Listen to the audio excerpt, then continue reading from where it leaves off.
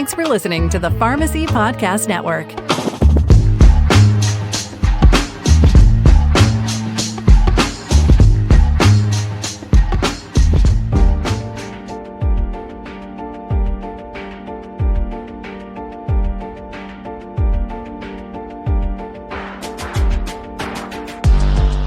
Welcome to the PBM Reform Podcast, where we dive deep into the world of pharmaceutical benefit management, cutting through the noise to uncover the truth. Since 2019, we've been your go-to source for the latest on how PBMs impact patient care, drug pricing, and the very future of pharmacy. Here, we champion the role of pharmacists, the most knowledgeable advocates for medication safety and expertise. Join us as we expose and generate discussions that are reshaping healthcare and explore how we build a better payment system which focuses on advancing pharmacy care. Welcome to the PBM Reform Podcast on the Pharmacy Podcast Network. This is Breck Rice. I'll be your host today, and I have the privilege of speaking with Michael Schwab, who is the Executive Vice President with the North Dakota Pharmacist Association. Welcome, Mike. Hey, Breck. How are you doing today? Doing great. So excited to hear more about what you've been involved in for your state, and then we'll get into some of your involvement with the national effort here too as well. And we've seen some great progress being made in PBM reform. I think one of the biggest things that I've seen happen in the last few years is the gag clauses, getting the gag clauses removed out of pharmacy contracts. And so that's been super beneficial to help the pharmacies be able to get medications at whatever the best cost is, right? That they don't have to collect the copay if the cash price is less for them. So that was exciting when that came about. I've been working with community pharmacy for over 20 years now. I absolutely love the industry and want to do everything I can to help. But there's still so much more that has to be done. So I wanted to get an update from you, Michael, on what is the association working on right now for legislation or regulatory changes for PBMs in your state? I appreciate that, Breck. And really, when it comes to PBM reform, I think it's clear that we've seen movement in pretty much all of the states at this point in time. And, I'm sure there's a variety of reasons for that. Personally, I think sometimes because we have little happening in Congress, I think states feel that they need to take it upon themselves then and kind of what I would consider to be more of that grassroots push then from the states. And I think that's a lot of what we've seen. We've kind of seen that ground swelling at the state level, and then which of course brings more attention to things federally. And I hope that we can get a few meaningful pieces of PBM reform passed in Congress.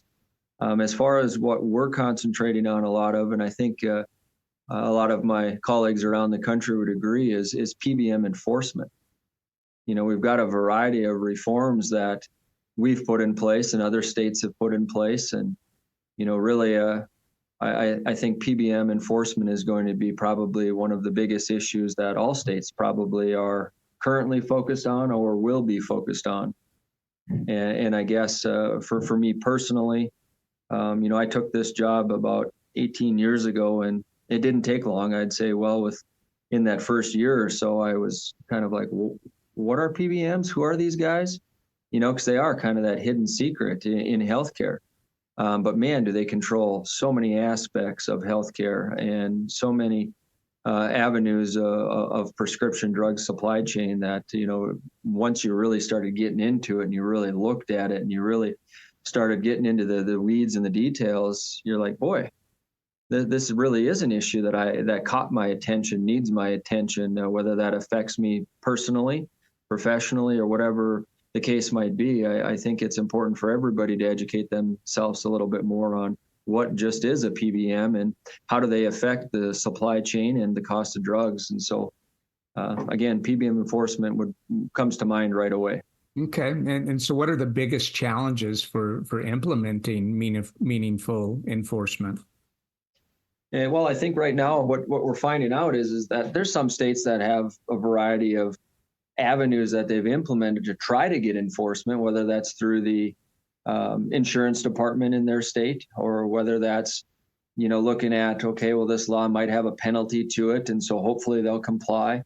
At least here in North Dakota, we've got a number of PBM laws or provisions that we feel, at least, that the PBMs are not adhering to. And so then the question comes down to, how do we get a I guess, meaningful enforcement in place?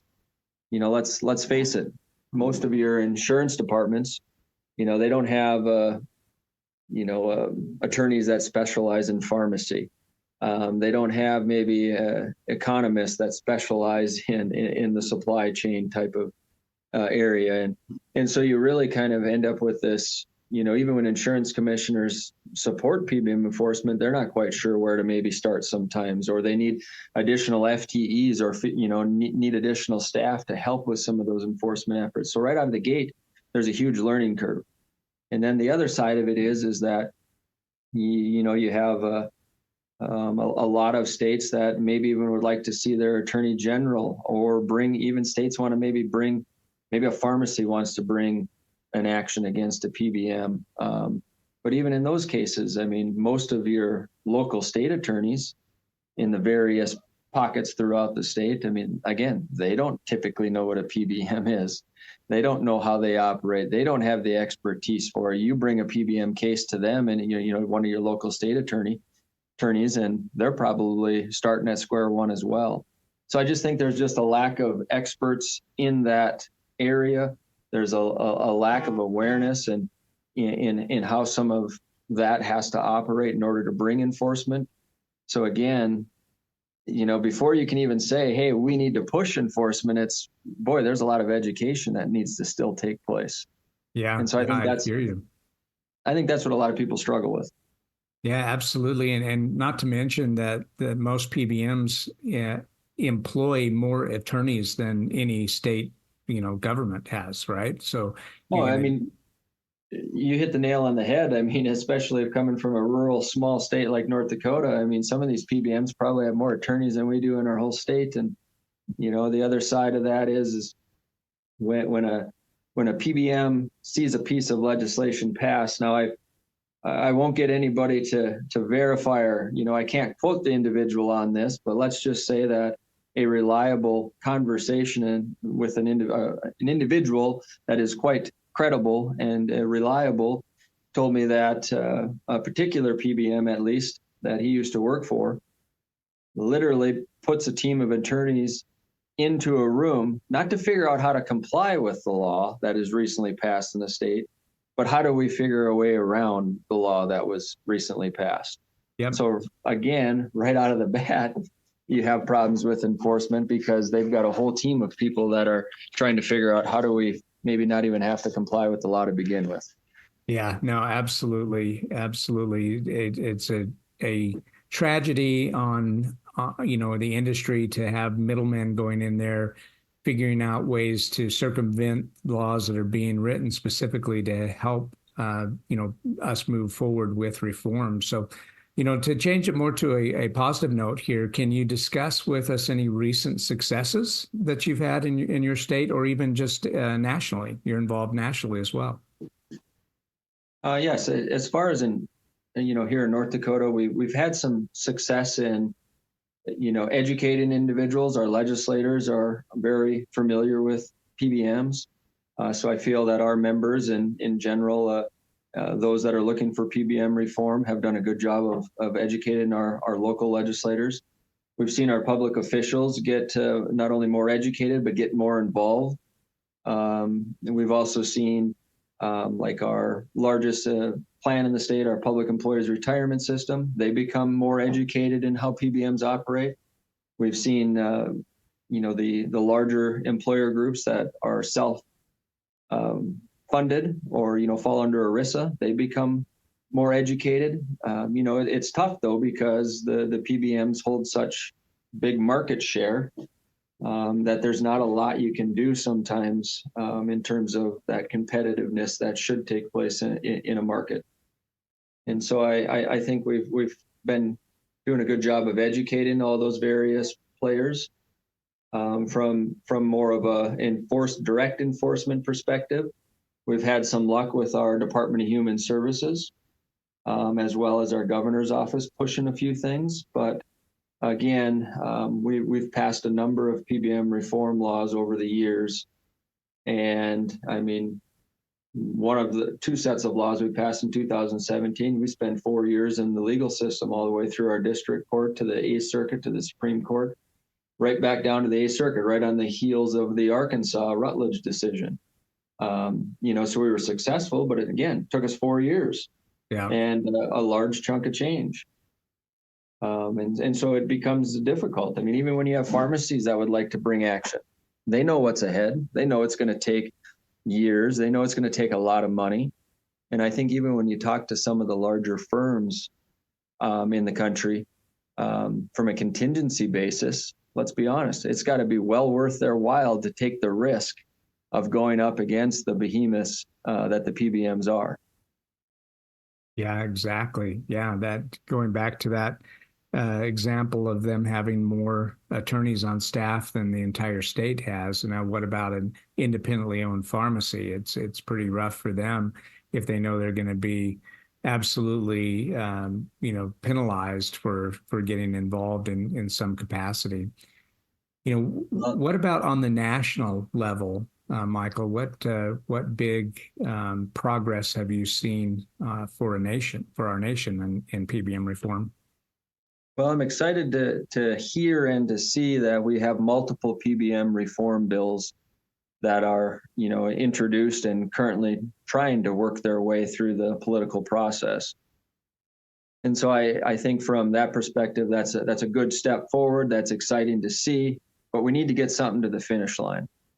We need to get something meaningful through to the finish line. And we've seen from a national perspective, we've seen more and more members of Congress start to really get educated themselves and take aim at the PBMs. And, it's just not this isolated example or this isolated case anymore. It's pretty systemic. We're seeing this kind of across the board where we have to do something. It's just, what does that something end up looking like?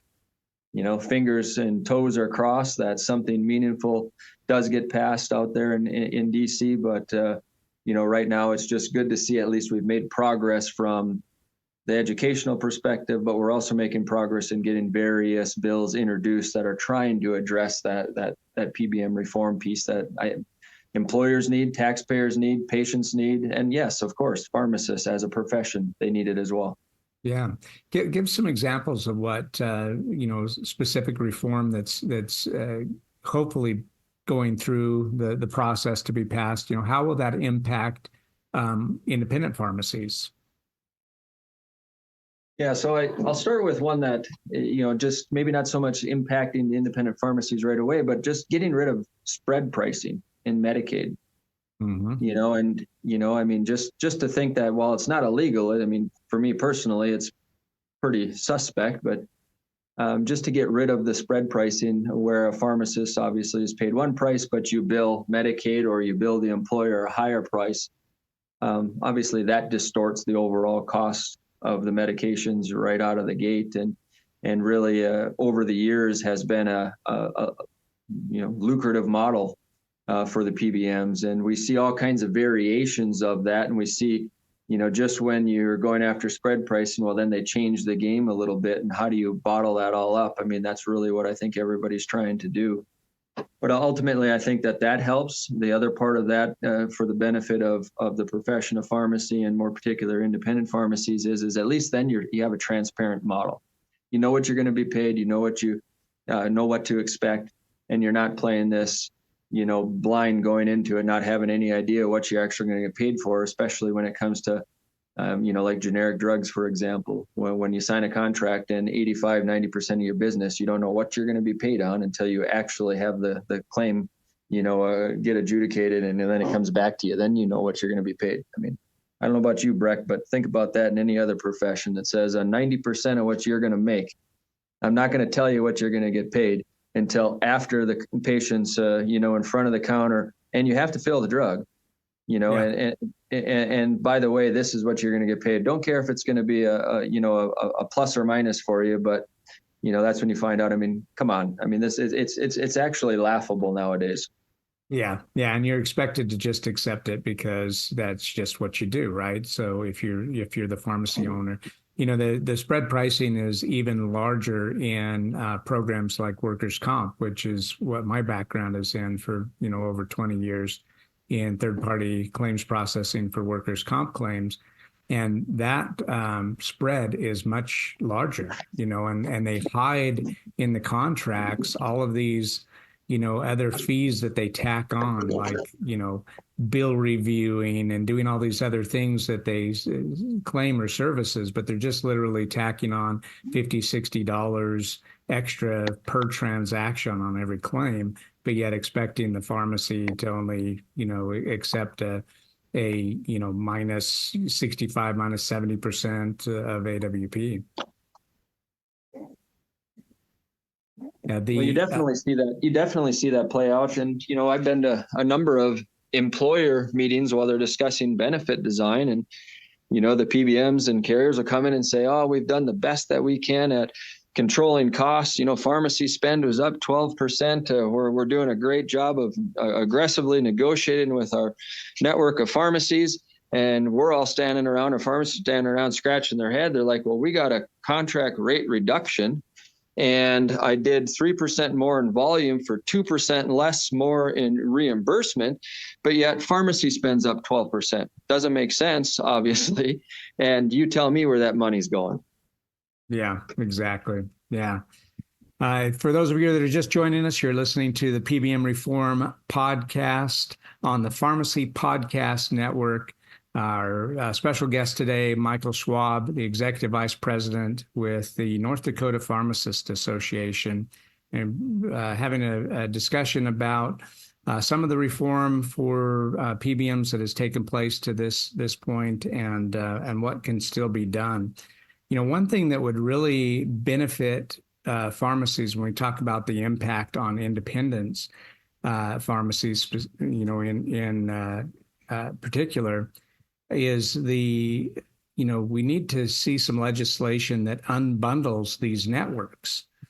You've got big players out there that, buy up these other smaller PBMs, and then they roll them into their networks. And so if the pharmacy wants access to, maybe all of the health patients for a big health, care company, then they're forced to take all of the other little networks that they don't really need, but it's kind of an all or nothing. They say, well, if you want the 65 million lives over here on the health side, well, you've got to take all these other little networks, and they just bundle them together.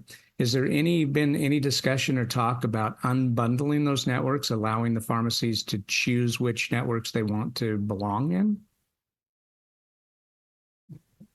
In North Dakota, we actually do have a law where the PBM has to kind of tell you or inform you who all participates in that network.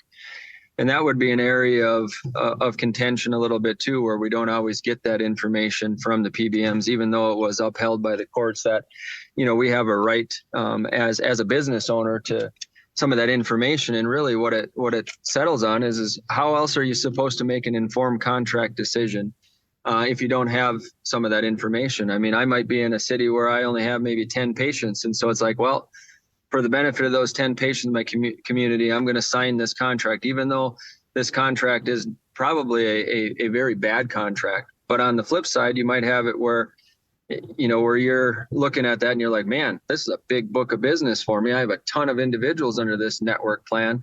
I really need to really consider, am I able to sign this contract or participate in this contract? And then, of course, you can try negotiating with that PBM. We all know how that typically goes. It's usually a take it or leave it type of contract, or you have no leverage to really change the contract terms and conditions.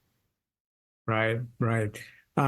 Are you hearing anything about patients and having trouble with access to medications because the contract rates are just so ridiculous that the pharmacy can't afford to fill the script? We're seeing more and more of that with Medicare Part D. It's kind of two-pronged. I mean, obviously, we're seeing more and more preferred networks coming out, where some of your independent pharmacies aren't even allowed the option to participate in that network. But we're also seeing access for Medicare Part D suffer from, at least with a small rural state like this, on the fact, because of the fact that pharmacies, are reluctant to sign some of those really bad contracts. So I would also probably add, I think pharmacies are getting to a point because of that. We're also seeing, coupled with that, we're seeing a lot more of your mail order pushes, especially in the area of specialty pharmacy. Yeah. We actually just yesterday got involved with a call, and it actually was with a pharmacy. I guess I probably got to be a little hesitant there, but it was with a pharmacy here, and it's in a rural, underserved area. And the patient needed a specialty medication, which was available in that community right then and there. The rejection notice came that it had to be filled at the PBM specialty mail order pharmacy. And so I think what we're really seeing when I talk about access, at least right now, we're really seeing the specialty mail order side really pose problems for access in a lot of our communities. At least at this point in time, we are. Yeah, no, I've heard that before, and it's really sad, right? And they have, the PBM has this view into what's being adjudicated, and they can say, no, we'll just block that, not approve it, so that we can have it come through our own pharmacy and completely bypass the community pharmacy right there in the community that's serving that patient. It's really sad. Have you heard anything similar with Department of Labor, with you being a lot of rural pharmacies in your association? The postal workers, right? They're all out in rural parts delivering the mail. Are any of them having any access issues to getting their medications? Because what's the new rate, minus 88 or something like that on the Department of Labor? Well, I know there's a number of federal plans out there where, unfortunately, they've moved to some of that preferred or mandated type of arrangements. And yes, it does have an effect on not only patient choice, patient access, but I guess I would also question just the overall cost. When you allow one entity to basically control so many aspects of your health benefit, which includes, exclusive mail order, how do you really truly know you're getting a fair deal other than what that individual tells you? Because there's nobody else to really to compete with or to help drive that price. And if you look at the specialty mail order market, I believe the three big PBMs right now pretty much control most of the specialty mail order market. Really, when you look at PBMs in general and the vertical integration that we've seen with healthcare, obviously it's all done under the skies of we're going to save money. I just have never seen that play out to where, it's we're going to save you money, but just don't ever ask us to show you how. But in the meantime, our three largest health insurance companies that are all vertically integrated, all in the business of pharmacy, all get to set their direct competitors' terms, conditions, reimbursement rates, have access to that patient information on a daily basis, et cetera. They all have the ability to, I guess I'm trying to think of the words to really drive out some of that competition. And we've seen some of that. They have all the information. I mean, look, if you're Wells Fargo, Breck, and you get to determine all of your terms and conditions and your reimbursement rates for all your competing banks, and you get to see all their customer information on a daily basis, it's a pretty damn sweet deal for you, isn't it? Yeah. Yeah. And there would be, and there'd be all anarchy breaking loose out in DC if that was the case. But for pharmacy, apparently it's okay. Yeah, no, you have so much money being driven through those programs that they can afford, lots of lobbying, lots of special interest groups to really push forward their agenda. I mean, it's like, what was it? Not even a year and a half, 2 years ago that they had the first hearing, the FTC hearing, and it was, it was a hung jury. I mean, no one really listened to the pharmacy side on that, even though there were over 200 pharmacies there that were bringing forth different information and examples and of how they had, been wrongly dealt with. But yet, it was already decided that, oh no, we're not gonna pursue this any longer. And luckily, the chairman at the FTC saw that it was a hung jury and put a new committee together to go back through the process again. But yeah, that was just ridiculous that first time around. Were you a part of that? Can you hear me, Breck? I'm having a hard time hearing you all of a sudden. My apologies. No, I hopefully it sounds okay here, but yeah, I can hear you just fine. Okay, excellent. Sorry, I missed that last part. No, just wondering if you were a part of that first go around with the FTC, reviewing, the PBMs and some of their unscrupulous practices. We did have some conversations. I do know that they reached out with a few requests from some of our members as well. But I believe they were doing that around the country. And I've said for a long time, whether that's the DOJ, whether that's the FTC, or whether that's Congress, somebody really needs to start looking under the microscope or pull back the curtain in the Wizard of Oz, per se, to really get at what are some of the things going on behind the scenes. Again, going back to my last comment, I mean, all three of those big insurance companies who are all vertically and horizontally integrated, they're all three now basically on the top 10 or 15 of Forbes 500. And yes, profit isn't a swear word, but when it comes to the basic needs of our citizens of this country, things do have to be reformed. And I think that's why we're seeing what we're seeing take place. I think that's why my patients are fed up. I think that's why the profession of pharmacy is fed up. And I think legislators in our respective states and Congress is finally saying enough's enough. We need to figure out how to do this. Yeah, absolutely. So, Michael, have you seen any changes for the communications that are being sent out to patients? Because when a patient is going to receive like a maintenance drug, so maybe they're going to need a monthly refill on this medication, is there anything that the state is looking at to keep the PBM from sending out letters, making it look like that the only option is for that patient to get their refills through mail order and bypass your members?